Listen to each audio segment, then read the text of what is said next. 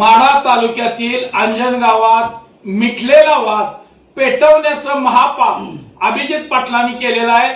धनगर समाजाचं दैवत आता अभिजित पाटील आपण टार्गेट करत आहात। या माढा मतदारसंघात 70-75 हजार असलेला आमचा मतदार मत घेताना तुम्हाला चालला आणि आता धनगराच्या समाजाच्या दैवताच्या जागा हडप करण्यासाठी त्याच्यावरती अतिक्रमण करण्यासाठी छत्रपती शिवाजी महाराजांचा आधार आपल्याला घ्यावा लागतोय।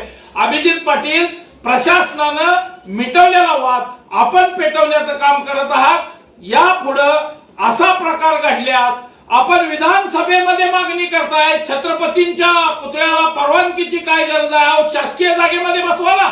आमच्या समाजाच्या दैवताच्या प्रांगणामध्ये पुतळा बसवायला त्यांना प्रोत्साहित करताय। यापुढे धनगर समाज तुम्हाला जशात तसं उत्तर देईल।